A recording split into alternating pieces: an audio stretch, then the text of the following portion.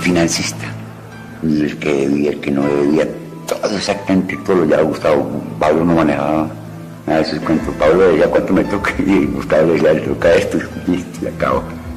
¿Por qué el primo de Pablo Escobar pudo haber sido el verdadero cerebro detrás del cártel de Medellín? Gustavo Gaviria y Pablo Escobar eran primos y amigos cercanos desde la infancia, por lo que tiene sentido que cuando Gustavo Gaviria se aventurara en el mundo del crimen, se lo llevara a Pablo Escobar con él. Desde 1976 a 1993, el cártel de Medellín dominó el negocio de la cocaína. En ese momento, ninguna organización criminal en el mundo estaba tan bien organizada, de gran alcance en la distribución del narcótico. Mientras que Pablo Escobar es reconocido como el brazo fuerte del cártel, expertos en narcóticos estadounidenses y colombianos creen que el primo de Escobar, Gustavo Gaviria, supervisó la exportación de cocaína y el lado financiero del negocio de 1.000 millones del cártel.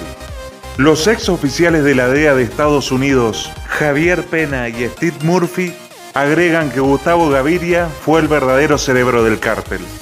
Era el tipo al que realmente queríamos llevar vivo porque realmente era el cerebro. Él sabía todo de los laboratorios, cómo obtener los productos químicos, las rutas de transporte, los centros de distribución, en todo Estados Unidos y en Europa. Eso dijo Murphy. Ambos investigaron y siguieron al cártel de Medellín en sus últimos años. Una investigación que se dramatiza en Los Narcos de Netflix. Aunque el programa de televisión se toma libertades con ciertos hechos, sí logra la relación entre el León Gaviria y el patrón Escobar. El León y el patrón fueron descritos como más cercanos que los hermanos. Nacidos con pocos años de separación, en 1946 y 1949, crecieron juntos y fueron socios desde el principio. En 1970, el León Gaviria y Pablo Escobar eran delincuentes de poca monta. Estaban siempre tratando de hacer negocios o hacer un trabajo de sicariato para tener un dinero extra. Eso dijo el hijo de Escobar, Sebastián Marroquín.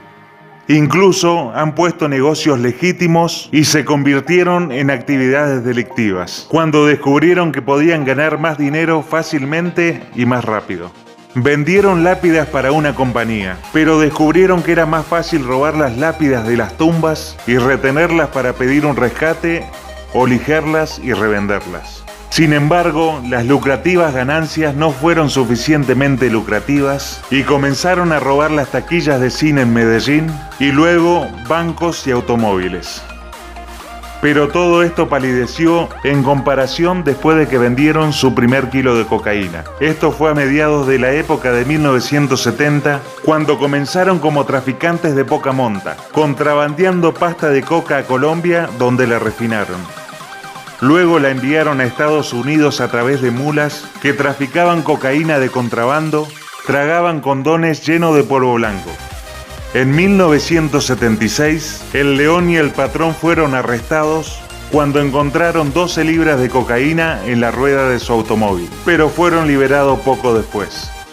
Cuando pasaron del contrabando de poca monta a una red más sofisticada, recurrieron a sus diferentes puntos fuertes. Escobar fue carismático, obtuvo mucha lealtad de sus sicarios, que Murphy describe como su verdadera base de poder.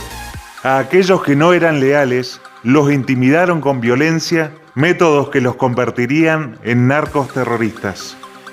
El León Gaviria, por otro lado, era más temperamental. Mantuvo un perfil bajo, pero mantuvo las ruedas de la organización en marcha. Pagó a todos los sicarios y organizó los pagos a los agentes del gobierno, la policía y el ejército. Luego, el traficante experimentado Carlos Leder lo ayudó a mejorar su juego y a aumentar significativamente la cantidad de cocaína al volar al sur de la Florida en avión. En 1979, los aviones volaron bajo el radar de los Estados Unidos a través de la isla de Leder llamada Cayo Norman. No duró mucho tiempo. La operación de Leder se detuvo cuando los oficiales bahameños lo forzaron a abandonar la isla a principios de los años 80. La ruta Colombia-Bahama-Florida del cártel de Medellín se terminó, pero el León tuvo una solución. Las Bahamas fueron abandonadas a favor de Haití y Panamá, azotados por la pobreza de camino a la frontera con México, donde los correos mexicanos llevaron por tierra derecho para Estados Unidos. También llevaban en avionetas cocaína y la dejaron caer en las costas de Florida. Los pilotos tirarían la mercancía al mar, donde había unos buques que esperaban. Gaviria organizó el transporte de cocaína en envíos legítimos de carga dentro de electrodomésticos como televisores y heladeras. También el León Gaviria encontró formas más creativas de contrabandear. La cocaína también se mezcló con productos de países latinoamericanos, pulpa de fruta, cacao, vino y pescado seco. A los pomelos lo cortaban por la mitad, se reemplazó su pulpa con cocaína y se las pegaron nuevamente. Incluso organizó a muchos químicos para eliminar la cocaína de las fibras en jeans azules. Pablo, que aparentemente no era muy bueno en los negocios, era más especializado en violencia, y Gustavo estaba más especializado en negocios ilegales, por supuesto. Según Gustavo Duncan Cruz, profesor de Ciencias Políticas en la Universidad de Medellín. En la década de 1980, Escobar centró su atención en la política. Quería convertirse en presidente. Comenzó a construir credibilidad con los pobres mediante la construcción de centros deportivos y programas de apoyo para ayudar a los colombianos empobrecidos en Antioquia. En 1982 fue elegido representante externo de la Cámara por el movimiento Alternativa Popular. Pasó mucho tiempo en su campaña electoral y esencialmente Gustavo el León Gaviria manejaba el lado comercial de las cosas. Eso dijo Douglas a un periodista que cubrió a Escobar en sus últimos años. Para esa época había arrinconado el 80% de suministro de cocaína en los Estados Unidos. A mediados de la década de 1980, cuando el León Gaviria estaba manejando el lado comercial de las cosas, el cártel de Medellín alcanzó su apogeo recaudando $60 millones por día. Gustavo Gaviria tenía contactos en todo el mundo. Para la distribución de cocaína, él era el indicado. Eso dijo Peña. El 11 de agosto de 1990, después de meses de búsqueda, las unidades de operaciones especiales de la Policía Nacional de Colombia mataron a Gustavo el León Gaviria. Él tenía 43 años. La policía afirmó que murió en un tiroteo, pero Escobar sostuvo que fue torturado y asesinado.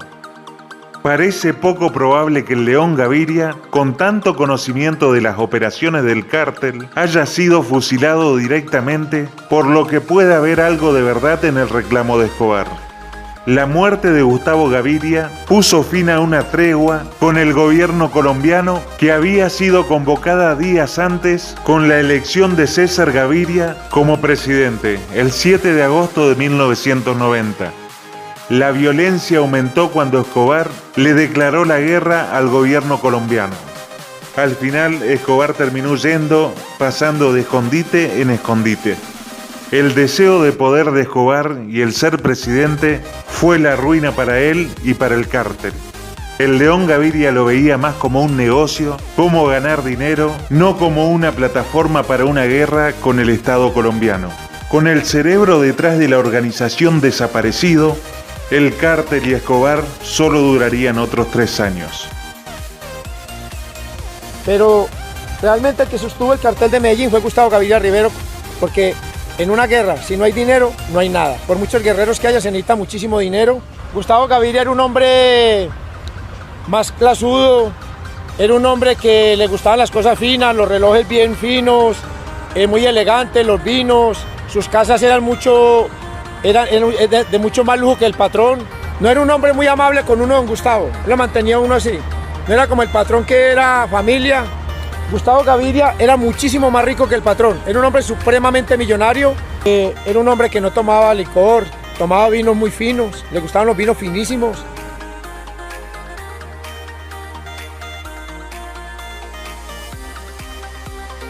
Muchas gracias por ver el video y será hasta la próxima.